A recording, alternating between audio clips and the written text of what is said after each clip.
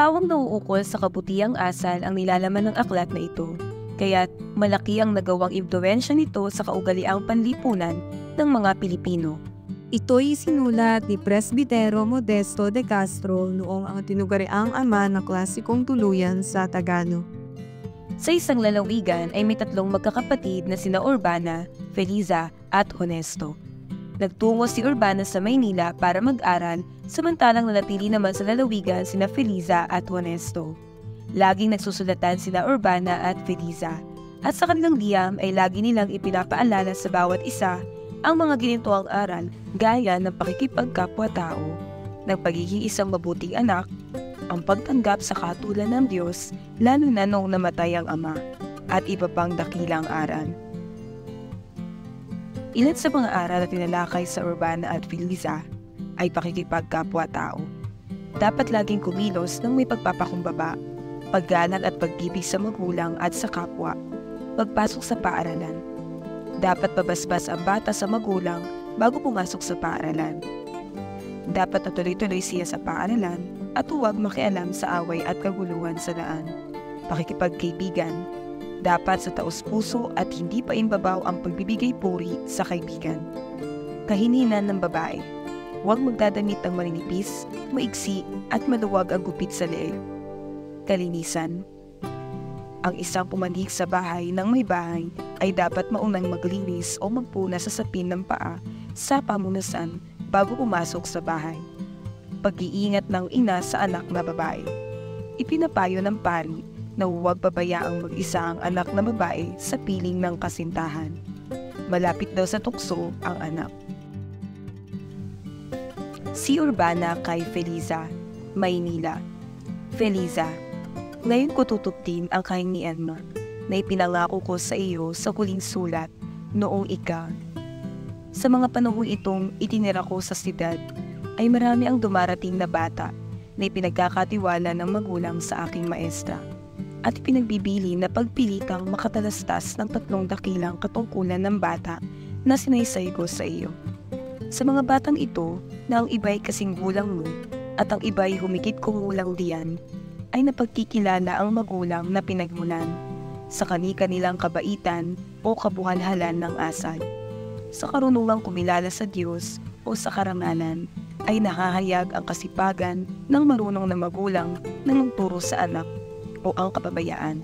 Sa mga batang ito, ang iba'y hindi marunong ng anumang dasal na nalalaman sa doktrina Kristiyana, na para baga ng ama namin, sumasampalataya, punong sinasampalatayanan, na sa kanilang edad 10 ay dapat nang maalaman ng bata. Kaya hindi makasagot sa aming pagdarasal o makasagot man ng iba'y hindi magawing lumuhod o di matutong umanyo ng nauukol bagang gawin sa harapan ng Diyos. Sa pagdarasal namin ay naglulupagi, sa pagsimbay nagpapalingalinga, sa pagkain ay nagsasalaula, sa paglalaro'y nananampalasan sa kapwa-bata. Napatid ang huli kong sulat sa pagsasaysay ng tapat na kaasalan na sukat sundin sa loob ng simbahan. Ngayon ipatutuloy ko. Marami ang nakikita sa mga babaeng nagsisipasok sa simbahan na lumalakad na di nagdarahan, nagpapakagaslaw, at kung marikit ang kagayakan ay nagpapalingap-lingap na aking tinitingnan kung may nararahuyo sa kanya. Marami ang namamanyo ng nanganganinag, nakabingit lamang sa ulo, at ang modang ito'y dala hanggang sa pakikinabang at pagkukupisan. O Feliza, napasaan kaya ang galang sa santong lugar? Napasan kaya ang kanilang kahinhinan? Di yata't lilimutin na ng mga babaeng Kristiyano yaong utos ng simbahan. Pakundangan sa mga angheles? Di yata't hanggang sa kumpisan ay dadalhin ang kapangahasang di nagpipitagang itanyag ang muka sa saserdote. May nakikita at makikipagnitian sa lalaking nanasok. Ano pa nga't 10 ng bahay ng Diyos ay ginagawang puok ng pagkakasala. Itong mga biling huli na ukol sa lalaki ay ipahayag mo kay Honesto na bunsutang kapatid. Pagbilinan mo siya na pagpasok sa simbahan ay huwag makipag-umpukan sa kapwa-bata nang huwag mabighani sa pagtatawanan. Sa alas 7 kami makasimba na, ay kakain kami ng agahan Pagkatapos ay maglilibang-libang o maghuhusay kaya ng kani-kaniyang kasangkapan. Sapagkat ang kalinisan at kahusayan ay hinahanap ng mata ng taong nagising at namulat sa kahusayan at kalinisan. 8:00, gagamit ang isa't isa ng aklat na pinag-aaralan. Ang iba'y darampot ng pluma, tintero at ibang kasangkapang ukol sa pagsulat.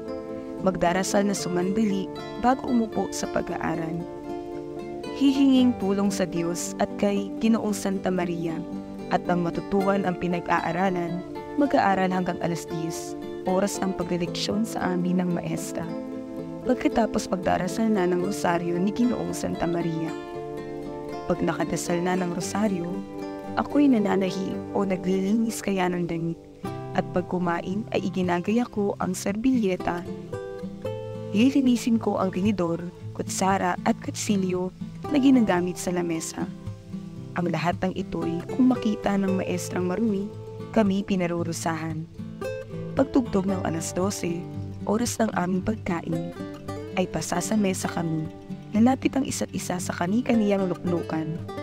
Magbebendisyon ang maestra sa kakanin. Kaming mga batay sumasagot na nakatindig na lahat, ang kataway matuwid at iniaanyo sa lugan. Si Felisa kay Urbana. Paumbong, Bulacan. Urbana. Si Honesto at ako ay nagpapasalamat sa iyo sa matatas na hatol na inilalaman mo sa iyong mga sulat. Kung ang batang ito'y makita mo disin, ay malulugod kang di hamak at mawirika mo na ang kanyang mahinhing asal ay kabati ng Honesto niyang pangalan. Masunurin sa ating magulang, mapagtiis sa kapwa-bata, hindi mabuyo sa pakikipag-away at mga pangungusap na di katuwiran. Mawilihin sa pag-aaral at sa pananalangin. Pagkaumagay mananaog sa halamanan, pipitas ang sangang may mga bulaklak, pinagasalit-salit ang iba't ibang kulay, pinag-aayos, ginagawang ramilyete, inilalagay sa harap ng larawan ni Ginoong Santa Maria. Isang asusena ang iniuukol sa iyo, isang liryo ang sa akin, at paghahayin sa reyna ng mga Virhenes ay lilalangkapan ng 3 aba Ginoong Maria. Kung makapag-umpisal na at saka makikinabang, ang isip ko'y ang hilito na kumakain ng tinapay ng mga angheles, at nakita ko na ang pag-ibig at puring sinasambitla ng kanyang inosenteng labi ay kinalulugdan ng Diyos na sanggol sa hari ng mga inosentes. Ipatuloy mo, Urbana, ang iyong pagsulat at ng pakinabangan namin. Adios, Urbana. Felisa. Si Urbana kay Felisa, Maynila. Felisa. Naisulat na sa iyo ang madlang katulang ukol sa paglilingkod sa Diyos. Gayoy isusunod ko ang nauukol sa sarili nating katawan. Sabihin mo kay Honesto na bago masok sa eskwela ay maghihilamos muna. Suklayin maayos ang buhok at ang barot sa lawal na gagamitin ay malinis. Ngunit ang kalinisan ay huwag iuukol sa pagpapalalo. Huwag pahabaing lupa ang buhok na parang tulisan, sapagkat ito ang kinagigiliwan ng masamang tao. Ang kuko ay huwag paghahabain, sapagkat kung mahaba ay pinagkakahirat nilang ikamot sa sugat sa anumang dumi ng katawan, nagdurumahan ang kuko, at nakaririma-rin lalong-lalo na sa pagkain. Bago mag-almusal ay magbigay muna ng magandang araw sa magulang, maestro o matanda sa bahay. Sa pagkain ay papamihasahin mo sa pagbebendisyon muna, at pagkatapos ay magpapasalamat sa Diyos. Kung magdurumhan ang kamay, mukha o damit, ay maglinis muna bago pa sa eskwela. Huwag mong pababayaan na ang plana, materya, parsila, o regla, papel, aklat, at lahat ng gagamitin sa paaralan ay maging duwis-duwisan. Kung makikipag-usap sa kapwa-tao, ay huwag magpapakita ng kadunguan. Ang pangungusap ay tutuwirin, huwag hahaluan ng lamyos o nambi. Itong mga huling sulat ko sa iyo na may nauukol sa kalagayan mo at ang iba'y aral kay Honesto ay ipinauunawa ko na di sa sariling isip hinango, kundi may sinipi sa mga kasulatan, at ang karamihan ay aral na tinanggap ko kay Doña Prudencia na aking maestra, at siyang sinusunod sa eskwela namin. Kaya ibig ko disin na sa ating mga kamag-anak sa mga paaralan sa bayan at mga baryo ay magkaroon ng mga salin nito at pag-aralan ng mga bata. Ipatutuloy ko ang pagsasaysay ng mga kahatundan. Si Honesto, bago pa sa eskwela, ay pabibindisyonan muna kay ama't kay ina. Sa lansangan ay huwag makikialam sa mga pulong at away na madaraanan. Matuwid ang lakad, huwag ningisi-ngisi. Maglilibak sa kapwa bata o lalapastangan sa matanda. At nang huwag masabi ng tao na walang pinag-aralan sa mga magulang. Kung magdaraan sa harap ng simbahan ay magpugay at kung nalalapit sa pintuan ay yuyukod.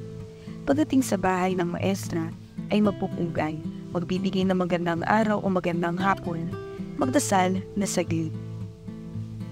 Sa malabis na kadunguan ng mga bata kung kinakausap ng matanda o mahal kayang tao, ang marami ay kikimikimi at kikiling-kiling, hindi mabuksan ang bibig. Turuan mo, Felisa, si Honesto, na huwag susundin ang ganong asan, ilagay ang loob sa kumakausap, sagutin ng mahusay at madali ang tanong, at nang huwag kayamutan. Kung mangungusap ay tuwirin ang katawan, ayusin ang lagay. Ang pagkasalita naman ay susukatain, huwag magpapalampas ng sabi, kumimpil kung kapanahunan, at nang huwag pagsawaan. Kung nakikipag-usap sa matanda at sa bata, ay huwag magsasabi ng hindi katotohanan. Sapagkat ang kabulaanan ay kabit sa taong taksil o mapanglilo. Ang pagkasalita ay sasayahan, ilagay sa ugali, ituntong sa guhit, Huwag hahaluan ng kahampugan. at baka mapara doon sa isang nagsalitang hambog na sinagot ng kausap. Fu, na ang kahulugan ay habagat, habagat. Huwag magpapalampas ng sabi at baka maparis doon sa isang palalo na sinagot ng kaharap. Hintay ka muna, kukuha ako ng gunting at gugupitin ko ang labis. Sa pagkikipagharap ay mabuti ang nagmamasid sa kinakausap at kung makakita ng mabuting asal sa iba. Halaw mula sa nobelang pagkusulatan ng dalawang binibini na si Urbana at Felisa ni Presbitero D. Modesto de Castro.